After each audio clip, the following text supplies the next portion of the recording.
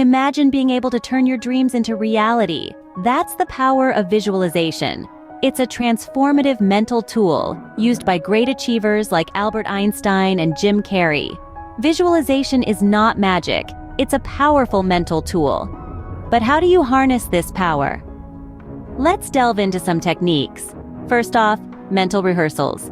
Imagine yourself achieving your dreams. Feel the triumph, hear the applause. Next, vision boards. Create a collage of your aspirations, a tangible representation of your dreams, and finally, guided imagery. Let a soothing voice lead you through a mental journey to your goals. Each technique provides a unique path to manifesting your dreams. Remember, the more vivid your visualization, the more effective it will be. Now it's your turn. Choose a visualization technique and make it your own.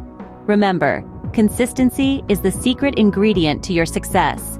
Each day, a small step closer to making your dreams a reality. So, which visualization technique will you try first to manifest your dreams?